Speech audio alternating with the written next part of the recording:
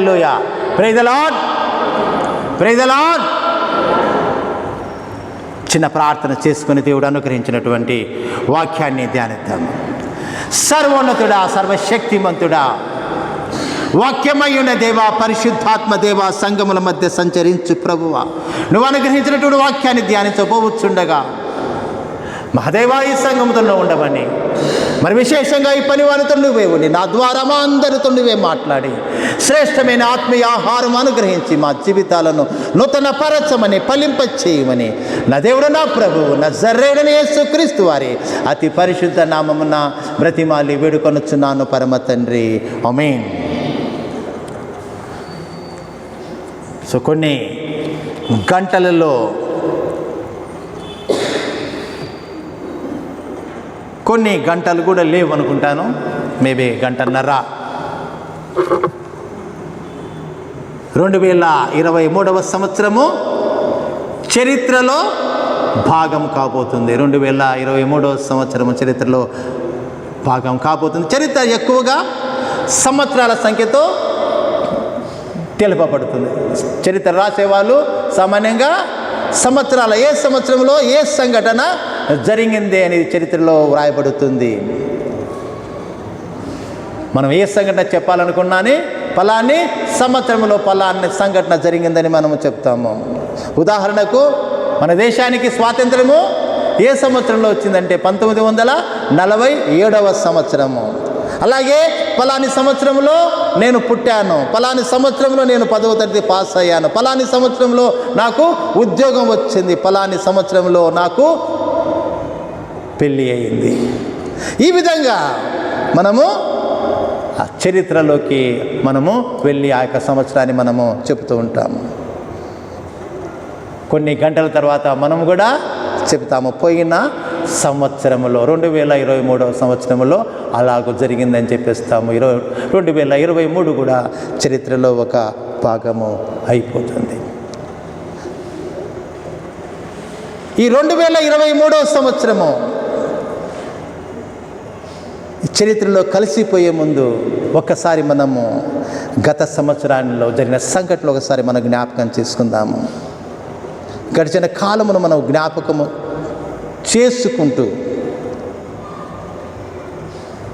2024 సంవత్సరంలోనికి మనము ప్రవేశిస్తాము. ఈరోజు దేవుని అద్భుతమైన కృపను బట్టి మనము 2023 సంవత్సరాన్ని దాటి 2024 సంవత్సరంలోనికి మనము ప్రవేశింపగలుగుతున్నాము. మహాకృప, ఎంతమందో ఈ యొక్క గొప్ప భాగ్యాన్ని ఆశపడి ఉంటారు, కానీ 2024 సంవత్సరం చూడకుండా ఎంతోమంది చరిత్రలో కలిసిపోయినట్టుగా మనము చూస్తున్నాము. సో 2024 సంవత్సరానికి మనము అడుగు పెట్టినప్పుడు మన జీవితాలు నూతన పరచబడాలంటే, మన జీవితాలు 2024 సంవత్సరంలో సాఫీగా ముందుకు సాగాలంటే ఏం చేయాలి? మనము 2024 సంవత్సరానికి ప్రవేశింపక మునిపే మనము సిద్ధపడాలి. సిద్ధపడి మనము నూతన సంవత్సరానికి అడుగు పెట్టాలి. దీని కొరకు మనము 2 రకాలైన సిద్ధపాటును మనము కలిగి ఉండాలని నేను మీకు మనవి చేస్తున్నాను. మొదటిగా, గడిచిన సంవత్సరంలో మనము జీవించిన జీవితాన్ని మనము పరీక్షించుకోవాల్సిన వారమై ఉన్నాము. మన జీవిత ప్రయాణం 2023 సంవత్సరంలో ఎలా సాగింది? మనకి ఏమైనా 2024 సంవత్సరంలో ఇబ్బందులు, కష్టాలు, నష్టాలు ఎదుర్కోవాల్సి వచ్చిందా? అనుకోని సంఘటన మన జీవితంలో ఏమైనా జరిగాయా? అలా వచ్చినప్పుడు మనం వాటిని ఎలా ఎదుర్కొన్నాము? భయపడ్డామా? మనము బెదిరిపోయామా? కంగారు పడ్డామా? కంగారు పడి అటు ఇటు తిరిగామా? మనం అనుకున్న ఆ యొక్క ఆదాయాన్ని, మన సంపాదనను మనం పొందుకోలేకపోయామా? మనము చేరవలసిన గమ్యాన్ని మనము చేరుకోలేకపోయామా? మనకు అనవసరమైన ఖర్చులు చేసామా? అనవసరమైన అప్పులు చేసామా? ఇలా గతాన్ని మనం పరీక్షించుకున్నప్పుడు, ఉదాహరణ చెప్తున్నాను, కొన్ని నేను చెప్పి ఉన్నాను. సో గత జీవితం గురించి ఆలోచించినప్పుడు కొన్నిసార్లు మన మనస్సుకు అనిపిస్తుంది, నేను అలా ప్రవర్తించవలసింది కాదు, నేను అలా మాట్లాడవలసింది కాదు, నేను అలాంటి నిర్ణయము తీసుకోవలసింది కాదు, నేను ఫలాని వస్తువును, ఆస్తిని కొనవలసింది కాదు, లేక నేను మంచి అవకాశాన్ని పోగొట్టుకున్నాను, ఫలాని ఆస్తిని వస్తువును కొనాల్సి ఉండేది. సో ఇలా మనము చేసిన పనులు సరైనవా కావా అని, అలాగే మనము చేసిన పనులు సరి అయినవని మన మనస్సే చెప్తుంది. ఒక్కసారి కనుక మనం 2023 సంవత్సరాన్ని కనుక మనము పరీక్షించుకుంటే, ఇలా మనము గత జీవితాన్ని బాగా పరిశీలించి లోతుగా ఆలోచించుకున్నప్పుడు మనం భవిష్యత్తులో చక్కని నిర్ణయాలు తీసుకోవడానికి అది సహాయం చేస్తుంది. అది డబ్బు సంపాదన అయినా, స్నేహితుల సంపాదన అయినా, పోగొట్టుకున్నటువంటి డబ్బులు కానీ, సంపాదన కానీ, బంధువులను కానీ, ఆ యొక్క స్నేహితులను కానీ సంపాదించుకోవాలన్నా మనము ఒకసారి మనము చేసిన పనుల గురించి మనము ఆలోచించవలసిన వారమై ఉన్నాము. ఇది అందరూ కూడా చేసే పనే, ఇది ప్రతి ఒక్కరూ చేసే పనే. మన దేశాన్ని, రాష్ట్రాన్ని పాలించే అధినేతలైనా, అధికారులైనా, పెద్ద పెద్ద వ్యాపారులు చేసే గొప్ప వ్యాపారవేత్తలైనా, బ్యాంకులు అయినా, చదువు చెప్పే కాలేజీలైనా, స్కూల్ అయినా ఇవన్నీ చేస్తుంటాయి. జరిగిన సంవత్సరము ఎలా జరిగింది, ఉదాహరణ కాలేజీ, స్కూల్ అయిందనుకోండి, గడిచిన సంవత్సరంలో మనము ఎంతమందిని క్రొత్త వారిని స్కూలుకు చేర్పించగలిగాము, వచ్చిన అడ్డంకులు ఏమిటి, అలాగే మన విద్యార్థుల్లో ఎంతమంది పాస్ అయ్యారు, ఎంతమంది 90% మార్కులు పొందుకున్నారు, ఏమైనా లోపాలు ఉన్నాయా, ఆదాయము తగ్గిందా పెరిగిందా, ఆదాయాన్ని ఎలా పెంచుకోవాలని పరీక్షించుకుంటారు, లోతుగా ఆలోచన చేసుకొని తగిన నిర్ణయాలు తీసుకొని ముందుకు పోవాలనుకుంటారు. ఇవి ఆలోచిస్తేనే కానీ మనము తగిన నిర్ణయాలను మనము తీసుకోలేము, రాబోయే సంవత్సరానికి ప్రణాళికలు వేసుకోలేము. కాబట్టి ఈ యొక్క స్కూలు కూడా ఆ యొక్క కొత్త ప్రణాళికలు వేస్తుంటాయి. కాబట్టి పాత విద్యార్థులను పోగొట్టుకోకుండా మనం కాపాడుకోవాలి, కొత్త విద్యార్థులను మనం సంపాదించుకోవాలి, చదువు చెప్పే విధానాన్ని మార్చాలో, లేకపోతే ఫీజులు పెంచాలో, లేకుంటే ఖర్చులు తగ్గించాలో, ఈ విధంగా వాళ్ళు ఆదాయాన్ని పెంచుకోవడానికి ప్రయత్నం చేస్తూ ఉంటారు, కొత్త ప్రణాళికలు వేసుకుంటుంటారు. కాబట్టి ఇలా విద్యా సంస్థలు కానీ, వ్యాపార సంస్థలు కానీ, ప్రభుత్వ సంస్థలు కానీ, ఇలా అనేక ఇతర సంస్థలు జరిగిపోయిన సంవత్సరాన్ని పరిశీలించుకొని క్రొత్త ప్రణాళికలు వేసుకొని క్రొత్తగా ముందుకు అడుగులు వేస్తూ ఉంటారు. ఇది ఒక ప్రణాళిక సాధారణమైన మనుషులకు కూడా వర్తిస్తుంది, మన అందరికీ కూడా వర్తిస్తుంది. అయితే క్రైస్తవులమైన మనము, ప్రభువైన యేసు క్రీస్తును దేవుడిగా కలిగిన మనము, ప్రభువైన యేసు క్రీస్తును, ఆయన రక్షణను, పరలోక రాజ్యాన్ని నమ్మిన మనము పరీక్షించుకోవాల్సిన విషయాలు ఇంకా చాలా ఉన్నాయి. ఇంకా వీరిటి కూడా మనకు ఉన్నాయి క్రైస్తవులకు. ఈరోజు ఇక్కడ మనమందరము సజీవులుగా లెక్కింపబడి 2023 సంవత్సరం దాటి నూతన సంవత్సరంలో అడుగుపెట్టి అవకాశం పొందుకున్నామంటే అది కేవలము ప్రభు యొక్క రక్షణ ప్రణాళికలో ఒక భాగము, ఆయన రక్షణ ప్రణాళికలో ఒక భాగము. కాబట్టి ఈరోజు మనము ఆ యొక్క సజీవుల లెక్కింపబడి ఉన్నాము. ప్రభు యొక్క మహాకృపను బట్టి ప్రభు మనకు అవకాశం ఇస్తున్నాడు మన జీవితాలను నూతన పరుచుకోవడానికి. మన ఉదయకాలమునే మనము వాక్యాన్ని మనము ధ్యానించి ఉన్నాము. ఎంత గొప్పగా దేవుడు కృప చూపించి ఆ స్త్రీని రక్షించాడో, ఆ విధంగా మన జీవితాలను నూతన పరుచుకోవడానికి దేవుడు మనకు అవకాశం ఇచ్చి ఉన్నాడు. మనమందరము పాపులు అనడంలో సందేహం లేదు. అయినా మన బ్రతుకును దేవుడు కొనసాగిస్తున్నాడు. మరి మన జీవితాన్ని అలాగే కొనసాగించి ప్రభు యొక్క కృపను పోగొట్టుకుందామా? కొంతవరకైనా మన జీవితాలను సరిదిద్దుకోవడానికి మనము ప్రయాసపడదామా? ప్రయాసపడకపోతే ఒకటి మాత్రమే ఖచ్చితము, మనం నిత్య నరకాగ్ని వైపుకు మన జీవితాలు నడుస్తాయి. కాబట్టి మనం పరీక్షించుకొని సిద్ధపడదాము. ఒకసారి కొన్ని ప్రశ్నలను వేస్తాను, దయచేసి ఈ ప్రశ్నలు, మనకు అనేక ప్రశ్నలు ఉండొచ్చు, కొన్ని ప్రశ్నలు మనకుగా మనం వేసుకొని ఒకసారి ఆలోచిద్దాము. ఎలా ఉన్నది మన యొక్క ఆత్మీయ జీవితము గత సంవత్సరములో? కొన్ని ప్రశ్నలు వేస్తున్నాను. ప్రతి ఆదివారం దేవుని మందిరానికి నేను వస్తున్నానా? ప్రతి నియామక కూటములు అంటే ప్రతి శనివారము, 2వ శనివారము మేము మందిరంలో కనపడుతున్నామా? దేవుని యొక్క మందిరం యొక్క ఆరాధన సమయాలు మేము పాటిస్తున్నామా? దేవుని హృదయపూర్వకంగా స్తుతించి ఆరాధిస్తున్నామా? నోరు తెరిచి పాటలు పాడుతున్నామా? చప్పట్లు కొట్టి దేవుని స్తుతిస్తున్నామా? మందిరంలో ఉత్తర ప్రత్యుత్తరాలు చదివేటప్పుడు మనం నోరు తెరిచి స్పష్టంగా దేవుని మాటలు మనం ప్రకటిస్తున్నామా? దేవునికి అర్పించవలసిన దశమ భాగాలు అర్పిస్తున్నామా? దేవునికి ఇవ్వవలసిన కృతజ్ఞత కానుకలు, మొక్కుబడి కానుకలు చెల్లిస్తున్నామా? ప్రతి ఆదివారం స్వేచ్ఛార్పణ కానుకలు సమర్పిస్తున్నామా? మందిరాన్ని చక్కగా శుభ్రం పెట్టడంలో, చర్చి ఆవరణలను పెరిగిన గడ్డిని తీసివేయడంలో మనం ఆసక్తి చూపుతున్నామా? ఇది కూడా దేవుని యొక్క పరిచర్యలో ఒక భాగమని మనం భావిస్తున్నామా? మందిరంలో ప్రకటిస్తున్నట్టు దేవుని ఉపదేశాలను మనం వింటున్నామా? వాటిని మనసులోనికి మనం పోనిస్తున్నామా? వాటిని గురించి ఆలోచిస్తున్నామా? దేవుని మాటలు ఇక్కడ ప్రకటిస్తుంటే వాటిని మనం నమ్ముతున్నామా? విన్న ఉపదేశాల ప్రకారం జీవితాన్ని మనము సరి చేసుకోవడానికి ప్రయాసపడుతున్నామా? అలా కాకుండా వాక్యాన్ని ప్రకటించే పాస్టర్లను విమర్శించే వారిగా ఉంటున్నామా? మీ జీవితాలే బాగులేవు, మాకేమి చెప్తారు అన్న విధంగా మనము ప్రవర్తిస్తున్నామా? పాస్టర్లు జీవితాలు సరి చేసుకోవాలని సలహా ఇచ్చినప్పుడు, మీరు చేస్తున్న తప్పులను సవరించుకొని సరిదిద్దుకోవాలని చెప్పినప్పుడు మాకే ఎందుకు చెప్తున్నాడు? మిగతా వారు కూడా తప్పులు చేస్తున్నారు కదా, వారికి చెప్పకుండా మాకే ఎందుకు చెప్తున్నారు? కావాలని మనసులో ఏదో పెట్టుకొని ఏదో విధంగా తప్పు పట్టాలని మమ్మల్ని టార్గెట్ చేస్తున్నారని మీరు అనుకుంటున్నారా? తోటి సంఘ సభ్యుల పట్ల మీకు అనుబంధం ఎలా ఉంది? మందిరానికి వచ్చే సభ్యుల పట్ల మీకు అనుబంధం ఎలా ఉంది?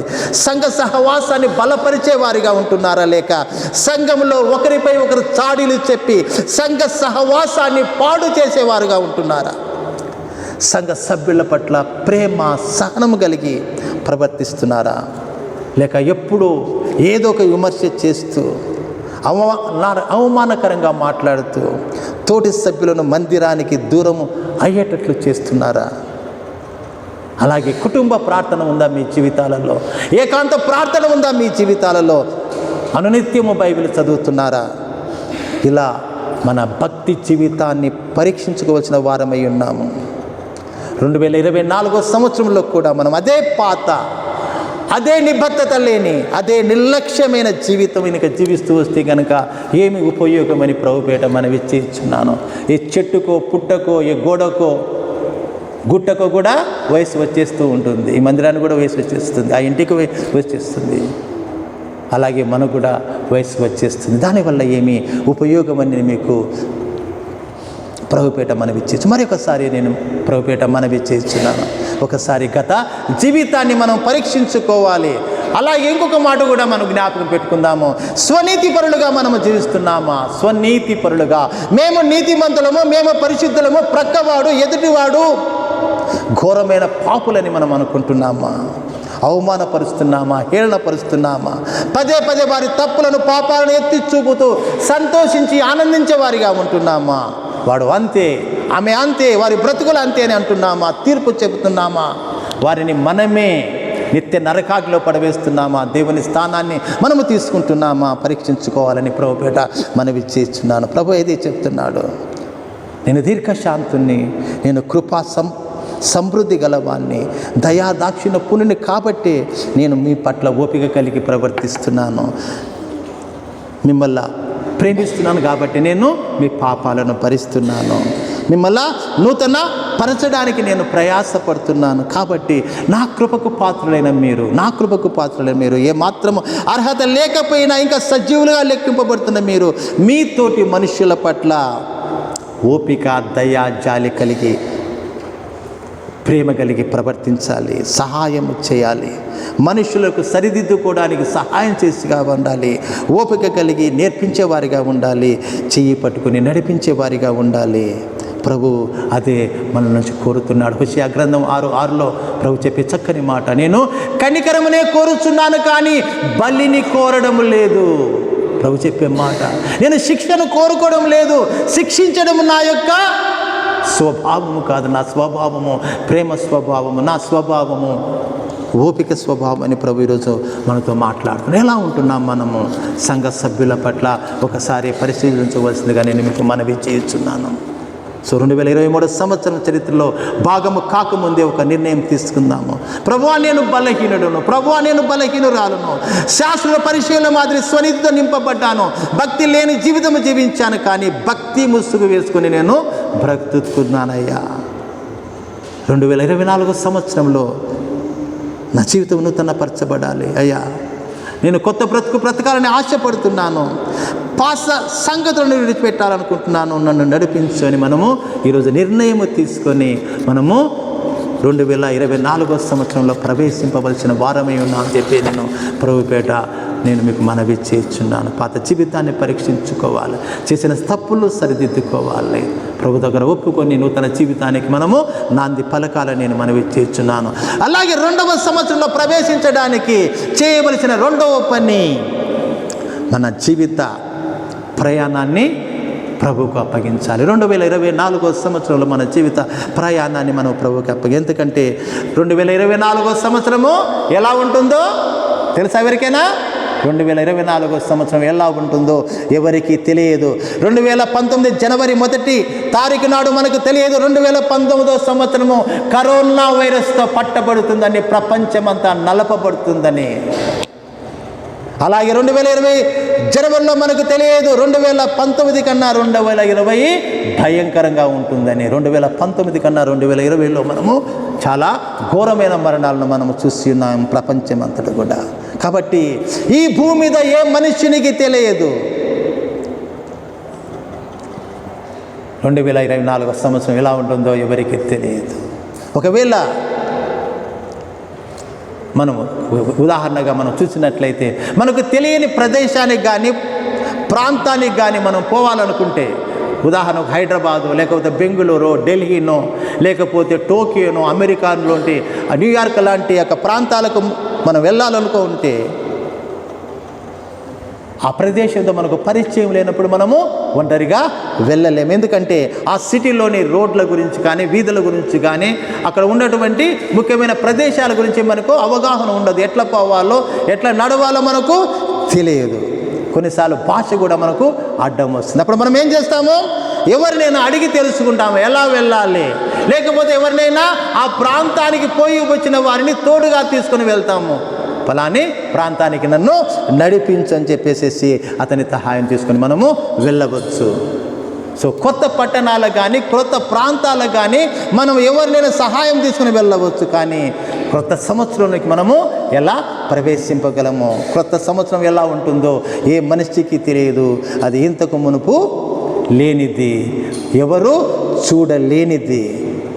2019, 2020 సంవత్సరంలో ఎప్పుడు చూడని ఆ వైరస్లను, లేకపోతే భయంకరమైన కరువును, లేకపోతే భయంకరమైన యుద్ధాలతో మనము నింపబడి ఉంటుందో 2023-24 మనకు తెలియదు. లేకపోతే సమృద్ధితో, సంతోషంతో ఉంటుందో మనకు తెలియదు. ఇది ఎవరికి తెలుసు? ఆ సంవత్సరాన్ని ఆవిష్కరించిన వానికి మాత్రమే తెలుసు. కాలాలు సమయాలను స్వాధీనంలో ఉన్నవానికి తెలుసు. కాలాలు, సంవత్సరాలు స్వాధీనంలో ఉన్నవానికి తెలుసు. ఆయనే మన ప్రభువు. మనము నమ్మిన మనం ప్రభువు. మనం పోయినసార్లే గత సంవత్సరాలు అనేక సార్లు మనం ప్రవచనాలు మనం విన్నాము. 2017-18లో అనేక మంది ప్రవచనాలు చెప్పారు. ఇరాన్ ఇస్రాయేల్ దేశానికి యుద్ధం రాబోతుంది, 3వ ప్రపంచ యుద్ధం రాబోతుందని పాస్టర్లే చాలామంది చెప్పారు. కానీ అవి నెరవేరలేదు. ఈ మధ్య కాలంలో మన ఆంధ్ర, తెలంగాణలో బహుగా ప్రాచుర్యం పొందిన పాస్టర్ చెప్పాడు, తెలంగాణలో ప్రవచనాలు చెప్పడం బాగా ఎక్కువైపోయింది. ఈ మధ్యలో బీఆర్ఎస్ పార్టీ గెలుస్తుంది, ఆంధ్రప్రదేశ్లో ఫ్యాన్ రాబోతుంది, తెలంగాణలో కారు రాబోతుందని. మరి కారు ఏమైందో మనకందరికీ తెలుసు. అలాగే ఇంకో 2-3 సంవత్సరాలకి ఒక పెద్ద దైవజనుడు ప్రవచించాడు, ప్రపంచమంతటా నేను చెప్పే వాక్యమే వింటారు. ప్రపంచమంతటా అంట తెలుగులో ఆయన చెప్పే వాక్యమే వింటారంట. ఇంకా ప్రపంచంలో జనులందరూ కూడా ఆయన దగ్గర గుమిగుడు వస్తారని ఆయన ప్రవచించి ఉన్నాడు. ఆ ప్రవచనం కూడా నెరవేరలేదు. క్రైస్తవులలో ఈ మధ్య ప్రవచించేవారు, దర్శనాలు చూసేవారు బహుగా ఎక్కువైపోతున్నారు. వాళ్ళు తమ యొక్క పేరు ప్రతిష్టలు పెంచుకోవడానికి ఆ యొక్క దేవుడు వారితో మాట్లాడకపోయినా దేవుడు మాట్లాడినట్లు ఒకవేళ నెరవేరితే అది మా యొక్క గొప్పతనం చూడండి, నేను ప్రవచించాను, నెరవేర్చాను అని చెప్పుకోవడానికి మాత్రమే చేస్తున్నట్లుగా మనము చూస్తున్నాము. మనము చూసినాము, కరోనా వైరస్ వచ్చినప్పుడు చాలామంది చెప్తారు, ఎవరు నోమ్స్టర్డామ్ ఆయన ఎవరో ఉన్నారు, ఆయన గొప్ప ఆయన చెప్పినాడు, ఆయన ఫలాని పుస్తకంలో కరోనా ఒక పదం ఉంది కాబట్టి కరోనా గురించి ఆయన ప్రవచించారని. వంగ బాబా చెప్పాడు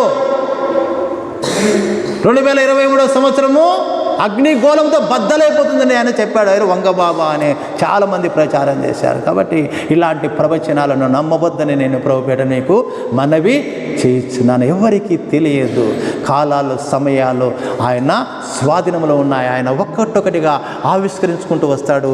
ఆ ప్రభు ఆయనే మన రక్షకుడైన క్రీస్తు, ఆయనకు మాత్రమే తెలుసు. ఎందుకంటే ఆయన భూత భవిష్యత్తు వర్తమాన కాలంలో నివసించే దేవుడు, కాలాలు సమయాలు సంవత్సరములకు అతీతుడైన దేవుడు మనము నమ్మిన ప్రభువైన యేసు క్రీస్తు వారు. కాబట్టి 2024 సంవత్సరంలో మనము ప్రవేశించాలంటే ప్రభువును మనకు తోడుగా కలిగి ఉండాలి. 2024 సంవత్సరాల్లో మనం ప్రవేశించాలంటే, మనం ప్రయాణించాలంటే, మన జీవితం సాఫీగా సాగాలి అంటే ఆ సంవత్సరం గురించి తెలిసిన వాడు మాత్రమే మనల్ని నడిపించగలడు. ఆ సంవత్సరాన్ని ఆవిష్కరించిన వాడు మాత్రమే మనం ఆ సంవత్సరంలో మనము నడిపించగలడు, మనం కాపాడగలడు, మనల్ని సమృద్ధితో నింపగలడని నేను మీకు మనవి చేస్తున్నాను. 2024 సంవత్సరంలో ప్రభుతో కలిసి మనము ఆ సంవత్సరంలో ప్రవేశించే వారిగా ఉండాలని నేను మీకు మనవి చేస్తున్నాను. ఒకసారి మనము చదివిన పాఠ భాగము 2వ రాజుల గ్రంథము 6వ అధ్యాయము మొదటి వచనాలు, మనం మొదటి 7 వచనాలు మనం ఒక్కసారి క్లుప్తంగా జ్ఞాపకం చేసుకుందాము. ఆ 2వ రాజుల గ్రంథము 6వ అధ్యాయం మొదటి 7 వచనాల్లో మనం చూస్తాము, దైవజనుడైనటువంటి ఎలీషాను మనం చూస్తాము, ఆయనకు శిష్యులను చూస్తాము. ఎలీషా మనకందరికీ తెలుసు, గొప్ప దైవజనుడు, దేవుని శక్తితో దేవుని మహిమతో నింపబడిన దైవజనుడు, దేవుని నామము పేరిట ఎన్నో అద్భుత కార్యాలు ఆశ్చర్య కార్యాలు చేసిన వాడు, చనిపోయిన వారిని లేపిన వాడు ఎలీషా. దేవుని సన్నిధిని సదా కాలము కలిగి ఉన్నవాడు ఎలీషా. కాబట్టి అంత గొప్ప దైవజనుడు కాబట్టి ఆయన అనేక మంది శిష్యులను కలిగి ఉన్నాడు. ఆయన శిష్యులు కలిసి ఒక ప్రాంతంలో నివసిస్తున్నారు. శిష్యులు చాలామంది ఎక్కువ కావడం వల్ల శిష్యులకు అక్కడ నివసించడానికి స్థలము సరిపోలేదు, అందరూ కలిసి నివసించడానికి స్థలము సరిపోలేదు. అందుకని వారు ఎలీషా అనుమతిని అడుగుతారు. అయ్యా, ఇక్కడ ఉన్న ప్రాంతం ఇరుకుగా ఉంది, మనము నివసించే ప్రాంతం ఇరుకుగా ఉంది, కాబట్టి మేము యొర్దాను నదీ తీరానికి వెళ్ళి అక్కడ చెట్లను నరికి తెచ్చుకొని మేము వేరొక చోట నివాసాలు మేము ఏర్పాటు చేసుకుంటాము, మాకు చాలా కష్టంగా ఉంది ఇంతమంది కలిసి జీవించాలని ఎలీషాని అడిగినప్పుడు ఎలీషా సరే అంటాడు. మీరు వెళ్ళండి, కొత్తగా నివాసాలు ఏర్పరచుకోండి అని చెప్పేసి వాళ్ళకు అనుమతి ఇచ్చినట్లుగా మనము చూస్తాము. శిష్యులందరూ సిద్ధపడ్డారు. నదీ తీరానికి వెళ్ళి ఆ చెట్లను నరికి ఆ చెట్ల కొమ్మలతో కొత్త నివాసాలు ఏర్పరచుకోవడానికి.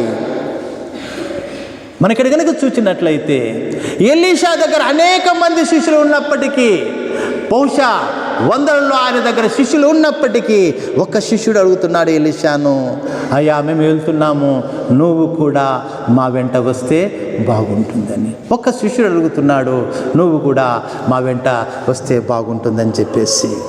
ఏమి ఎలీషా వెళ్ళి చెట్లు కొట్టాలనా ఆ శిష్యుడు అడుగుతున్నాడు? ఆ శిష్యుడు ఎలీషా యొక్క శక్తిని మహిమను రుచి చూచినవాడు అని మనము ఏమాత్రం అనుమానం లేకుండా చెప్పవచ్చు. ఈయన మాకు తోడు ఉంటే, ఎలీషా మాకు తోడు ఉంటే మా పని నిరాటంగా కొనసాగుతుంది. ఒకవేళ ఏదైనా ఆటంకము వచ్చినా అది తీసివేయగల సమర్థుడు అని ఆ శిష్యుడు నమ్ముతున్నాడు ఎలీషా గురించి. అందుకే ఎలీషాని అడిగాడు, నువ్వు కూడా మా వెంట రమ్మని. ఎలీషా మనం చెప్పినట్లు దేవుని సన్నిధికి సాదృశ్యంగా చూడవచ్చు. ఎలీషాను దేవుని సన్నిధికి సాదృశ్యంగా మనము చూడవచ్చు. ఎలీషా ఎల్లప్పుడూ దేవుని యొక్క సన్నిధిని తనతో కలిగి ఉన్నాడు. మనము చూస్తాము, శిష్యులు అడిగిన వెంటనే ఎలీషా ఒప్పుకుంటాడు వారితో కూడా బయలుదేరడానికి. ఆ శిష్యుడు పిలిచిన వెంటనే ఎంతో సంతోషంగా వెళ్ళినట్లుగా మనం చూస్తున్నాము. బహుశా ఎలీషా ఎదురు చూస్తూ ఉండవచ్చు, ఎవరైనా ఆశ కలిగి పిలిస్తే వారి వెంట వెళ్ళాలి. వారితో నేను ఎవరైనా ఆశ కలిగి దేవుని సన్నిధి మాతో ఉండాలని ఆశపడితే నేను వెళ్ళాలని ఆయన ఎదురు చూస్తుండవచ్చు. అందుకే పిలిచిన వెంటనే ఎలీషా వారితో కూడా వెళ్ళినట్లుగా మనము చూస్తున్నాము. అయితే అక్కడ మనం చూస్తాము ఒక అద్భుతమైన కార్యము ఆవిష్కరింపబడినట్లుగా మనము చూస్తాము. శిష్యులు చెట్లు నరుకుతుంటారు. అట్లా నరుకుతుండగా శిష్యులు ఒక శిష్యుని యొక్క గొడ్డలి ఊడిపోయి నదిలో పడిపోతుంది. ఆ శిష్యుడు వచ్చి వెంటనే వచ్చి ఆ ఎలీషాకు మొరపెట్టుకుంటాడు, అయ్యా గొడ్డలి పడిపోయింది నీటిలో, అయ్యా గొడ్డలి నదిలో పడిపోయింది, అది మునిగిపోయింది. ఆ గొడ్డలి లేకపోతే నేను చెట్టలు నరగలేను, నా పనికి ఆటంకం కలుగుతుంది. అంత మాత్రమే కాకుండా ఆ గొడ్డలి నేను అప్పు తెచ్చుకున్న గొడ్డలయ్యా అని ఎలీషాను వెళ్ళి అడిగినట్లుగా, ఎలీషానికి వెళ్ళి మొరపెట్టినట్లుగా మనము చూస్తాము. ఎలీషా వెంటనే వచ్చి ఆ నది దగ్గరికి వచ్చి ఆ యొక్క గొడ్డలి ఎక్కడ పడిందో అడిగి తెలుసుకొని అక్కడ ఒక కొమ్మ ఆ నదిలో పడవేసినప్పుడు ఆ యొక్క ఇనుప గొడ్డలి నీటిలో తేలినట్లుగా మనము చూస్తాము. అది మన జీవిత ప్రయాణంలో జరిగేది. దేవుని సన్నిధి కనుక మనకు తోడుగా ఉంటే, దేవుడు మనకు తోడుగా ఉంటే జరిగే అద్భుత కార్యాలవి మనము పోగొట్టుకున్నవి కూడా మనము పొందుకుంటాము. దేవుని తోడు మనకు ఉంటే గనక ఎటువంటి స్థితి గుండా మనము ప్రయాణించినా దేవుని సన్నిధి మనకు తోడుగా ఉంటే, దేవుడు మనకు తోడుగా ఉంటే పరిస్థితులను అనుకూలపరచగలడు. మనం లోయలో గుండా ప్రయాణం చేయవలసి వచ్చిన, అంధకారంలో ప్రయాణం చేయవలసి వచ్చిన ఆయన చేపట్టి నడిపించగలడు. అందుకే నేను ప్రభుపేట మనవి చేస్తున్నాను. మనం నూతన సంవత్సరంలో మనము ప్రభువును కలిగి మన యొక్క 2024 సంవత్సరంలో ప్రవేశిద్దాము. ప్రభువుని అడుగుదాము, ప్రభువా నువ్వు నాతో రమ్మని చెప్పేసి. అలాగే మనం ఇంకొక సంఘటన మనం జ్ఞాపకం చేసుకొని మనం ముగిద్దాము. లూకాసు వార్త 5వ అధ్యాయంలో మరొక చక్కని సంఘటన మనము చూస్తాము. పేతురు యేసు ప్రభు శిష్యుడు కాకముందు చేపలు పట్టేవాడు. సముద్రంలో చేపలు పట్టుకొని వాటిని అమ్మి జీవించేవాడు. చాలా కష్టపడితే కానీ చేపల వలకు చిక్కేవి కావు. అలా చేపలు పట్టుకొని జీవించే పేతురు ఒకరోజు అన్ని రోజులు వెళ్ళినట్లే చేపలు పట్టడానికి సముద్రంలోనికి వెడతాడు. రాత్రంతా కూడా ఆ యొక్క సముద్రంలో తిరుగుతాడు. సముద్రాన్ని జల్లెడపడతాడు. ఆయన వల వేయని చోటు ఉండదు. ఎక్కడ వల వేసినా, ఆ రాత్రంతా శ్రమ పడినా ఒక్క చేప కూడా పేతురు పొందుకోలేకపోయాడు. ఆ రాత్రంతా ఆ సముద్రంలో అంతా జల్లెడ పట్టి వల వేసి నిరాశతో తిరిగి వచ్చాడు. తెల్లవారిపోయింది. ఆ యొక్క ఉదయకాలమున అదే సముద్రంలో తన యొక్క దోణెను లేక పడవను సరి చేసుకుంటున్నాడు. వలను మళ్ళీ ఒకసారి దానిని కడిగి దాన్ని శుభ్రం చేసేసేసి మళ్ళా వెళ్ళడానికో మరి లేకపోతే కనుక ఆ రోజు విశ్రాంతి తీసుకోవడానికో నిరాశతో అక్కడ దోణి దగ్గర పడవ దగ్గర ఉంటున్నాడు. ఆ యొక్క వలను సరి చేసుకుంటూ దాన్ని ఓడను సరిదిద్దుకుంటూ ఆ సమయంలో ప్రభువైన యేసుక్రీస్తు వారు అక్కడికి వస్తారు. పేతురుని అడుగుతాడు. పేతురుని అడిగి ఆ యొక్క దోణిలో కూర్చున్నట్లుగా మనము చూస్తాము. ఆ యొక్క దోణిలో ఆయన ముందుకు వెళ్ళినప్పుడు పేతురుని అడుగుతాడు, పద లోపలికి వెళ్ళి చేపలు పడదాము, నువ్వు వల వేయి, చేపలు దొరుకుతాయన్నప్పుడు పేతురు అన్నాడు, అయ్యా రాత్రంతా కూడా నేను శ్రమ పడ్డాను, రాత్రంతా కూడా నేను సముద్రాన్ని జల్లెడ పట్టానయ్యా, ఒక్క చేప కూడా నాకు దొరకలేదయ్యా అని నిరాశగా సమాధానం చెప్తాడు ప్రభువైన యేసుక్రీస్తు వారికి. అయినప్పటికీ ప్రభువైన యేసుక్రీస్తు వారి యొక్క మాటకు లోబడి ప్రభువు చెప్పినట్లు వల వేస్తూనే ఏమైంది, సముద్రంలో ఆయన వల వేసినప్పుడు ప్రభువైన యేసుక్రీస్తు వారు తోడుగా వెళ్ళి ప్రభువైన యేసుక్రీస్తు వారిని తోడుగా తీసుకొని ఆ యొక్క సముద్రంలో వేసినప్పుడు అంట ఆ యొక్క వలను సముద్రంలోంచి లాగడానికి వారికి శక్తి చాలలేదు. ఆ చుట్టుపక్కల ఆ యొక్క దోణిలు శుభ్రం చేసుకుంటున్నటువంటి వలను శుభ్రం చేసుకుంటున్న మనుషులందరినీ పిలిపించి ఆ వలలను లాగినప్పుడు అంట 2 దోణిలు నిండేంతగా చేపలు పడ్డాయంట. సమృద్ధిగా చేపలు పట్టినట్లుగా మనము వాక్యంలో చూస్తున్నాము. ఆ యొక్క చేపలను చూసినప్పుడు వాళ్ళందరూ కూడా విస్మయం పొందారు, ఆశ్చర్యపడిపోయారు. ఎంతో కష్టపడి దాన్ని సముద్రం ఒడ్డుకు లాగినట్లుగా మనము చూస్తున్నాము. ఎక్కడెక్కడ మనం చూస్తుండేది అదే పేతురు, అదే వల్ల, అదే సముద్రము. రాత్రంతా శ్రమపడిన ఒక్క చేప కూడా పడలేదు. పేతురు ఉన్నాడు, వల్ల ఉంది, సముద్రం ఉంది, ఏమీ మారలేదు. రాత్రంతా శ్రమ పడ్డాడు, ఒక్క చేప పడలేదు. అదే పేతురు, అదే వల్ల, అదే సముద్రము. కానీ ప్రభును తోడుగా తీసుకొని వెళ్ళాడు. విస్తారమైన చేపలు, మోయలేని చేపలు, 2 దేనులెంత చేపలు పడినట్లుగా మనము చూస్తున్నాము. వల్ల చిరిగిపోయేంతగా చేపలు పడినట్లుగా మనం చూస్తున్నాం. అది ప్రభువు తోడుగా ఉంటే మన జీవితంలో జరిగే కార్యాలు సమృద్ధితో నింపబడతాము, సంతృప్తితో నింపబడతాము. పోగొట్టుకున్నవి కూడా తిరిగి మనము పొందుకుంటాము. నూతన సంవత్సరంలో నేను ప్రభు పేట మనవి చేస్తున్నాను, ప్రభువును కలిగి మనము నూతన సంవత్సరంలో ప్రవేశిద్దాము. ప్రభువును ఆహ్వానిద్దాము మన జీవితంలోనికి. ప్రభువు తోడుగా ఉంటే మన జీవితాలు, అయ్యా ప్రభువా మా జీవితాలు నువ్వే నడిపించు, ఇదిగో నా పాత జీవితాన్ని విసర్జించి కొత్త జీవితాన్ని నీతో కలిసి జీవించాలని ఆశపడుతున్నాను, కృప చూపమని మనం ప్రభువును కనుక అడిగినట్లయితే, ప్రభు మన జీవితంలో కనుక ప్రవేశించినట్లయితే 2024 సంవత్సరంలో మనము అద్భుత కార్యాలు మనం పొందుకోగలము, ఆశ్చర్య కార్యాలను పొందుకోగలము, సమృద్ధితో నింపబడతాము.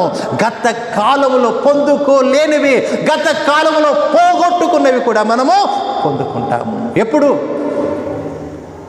2 పనులు మనం చేయాలి. మన పాత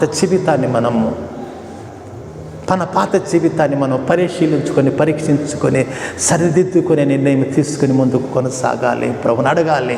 2వదిగా ప్రభువును మన జీవితంలోనికి ఆహ్వానించాలి. ప్రభు మనకు తోడుగా ఉంటే, అలనాడు ఎలీషా తోడుగా ఉన్నాడు కాబట్టి ఆ పోగొట్టుకున్న గొడ్డలి వారికి దొరికింది. అలనాడు ప్రభువైన యేసుక్రీస్తు వారు ఆ యొక్క దోణిలో ఉన్నాడు కాబట్టి పేతురు విస్తారమైన సమృద్ధి అయిన చేపలు పొందుకోగలిగాడు. కాబట్టి ప్రభువును ఆహ్వానిద్దాం మన జీవితంలోనికి. 2024 సంవత్సరము సమృద్ధితో నింపబడుతుంది, సంతృప్తితో నింపబడుతుంది. నీ జీవితంలో ప్రభువైన యేసుక్రీస్తును తోడుగా కలిగి నువ్వు 2024 సంవత్సరంలో కనుక ప్రవేశింపగలిగితే, ఈరోజు ప్రభువును అడుగుదాము, ఆహ్వానిద్దాము. ప్రభువా నా జీవితంలో రమ్మని తలలు వంచండి, చిన్న ప్రార్థన చేస్తాం. ప్రార్థనలో ఏకీభవించని ప్రభువును ఆహ్వానిద్దాం మన జీవితంలోనికి. నూతన సంవత్సరాన్ని ఆవిష్కరించేవాడు ఆయనే, నూతన సంవత్సరాన్ని నడిపించేవాడు ఆయనే, నూతన సంవత్సరంలో జరిగే కార్యాలను నిర్ణయించిన వాడు కూడా ఆయనే. ఆయన మాత్రమే నూతన సంవత్సరంలో మన చెయ్యి పట్టుకొని నడిపించగలడు. ఏ అడ్డంకు ఉన్నా, ఏ ఆటంకం ఉన్నా దాన్ని అధిగమించే శక్తిని, మార్గాన్ని మనకు చూపించగలడు. మనం పోగొట్టుకునేవి పొందుకునేలా చేయగల దేవుడు. సర్వోన్నతుడా, సర్వశక్తిమంతుడా, మహోన్నతుడా, అవును ప్రభువా, నా తండ్రి నాయన, కాలాలు, సమయాలు, సంవత్సరాలు సమస్తము నీ ఆధీనంలో ఉన్నవి నా దేవా నాయన. ఇదిగో ప్రభువా, మరి కొద్దిసేపట్లో నా దేవా మేము 2024 సంవత్సరానికి ప్రవేశింపబోతుండగా మహాదేవా నా తండ్రి నాయన, ఇదిగో ఈ 2023 సంవత్సరం చివరి రోజు నా తండ్రి, మేమందరము నా తండ్రి ఒక నిర్ణయాన్ని తీసుకొని ఉన్నాం తండ్రి నాయన. మేము పోయిన సంవత్సరం చేసినటువంటి పొరపాట్లను, తప్పులని సవరించుకొని నా దేవా నాయన, ప్రభువా నా తండ్రి, నూతనంగా నా తండ్రి నాయన కొత్త జీవితాన్ని ప్రభువా మేము నాయన ప్రారంభించాలని ఆశపడుతున్నాం నా దేవా. ఇదిగో నా తండ్రి మమ్మల్ని నడిపించుము తండ్రి నాయన, మాకు తోడుగా ఉండి నాయన మా జీవితాలను 2024 సంవత్సరానికి నడిపించుము తండ్రి నాయన. ఇదిగో ప్రభువా సదా నా తండ్రి మాతో ఉండమని వేడుకొనిచున్నాం తండ్రి. అవును ప్రభువా, నాడు నా దేవా నాయన నువ్వు ఆ దోణిలో ఉన్నప్పుడు నా కృపగల తండ్రి నాయన, ఇదిగో పేతురు ప్రభువా నా దేవా రాత్రంతా ఒక చేప దొరకకపోయినా తండ్రి నాయన, ఎప్పుడైతే నువ్వు పేతుతో ఉన్నావో నాయన సమృద్ధి అయిన చేపలతో నింపబడ్డాడు నా కృపగల తండ్రి నాయన. అలాగే నా కృపగల తండ్రి నాయన శిష్యులతో పాటు నా తండ్రి నాయన ఆ ఎలీషా వెళ్ళినప్పుడు నా తండ్రి నాయన పోగొట్టుకున్న యొక్క ఆ సొత్తును కూడా పొందుకోగలిగాము తండ్రి నాయన. నీ సన్నిధి ఉంటే నా తండ్రి, నీ తోడు ఉంటే మాకు అసాధ్యమైనది ఏది లేదు ప్రభువా. సమస్త పరిస్థితులు అనుకూలపరిచి నా తండ్రి నడిపించగల దేవునివి తండ్రి. మేము పోగొట్టుకున్నవి తిరిగి పొందుకునేలా చేసే దేవునివి నా దేవా. సమృద్ధితో సంతృప్తితో నింపగల దేవుని ప్రభువా నా దేవా. కృప చూపించమని మా జీవితాలలో నా తండ్రి నాయన, ప్రభువా నా తండ్రి నాయన, నాయన నువ్వే ఉండి నాయన మా జీవితాలు నడిపించమని నా దేవా.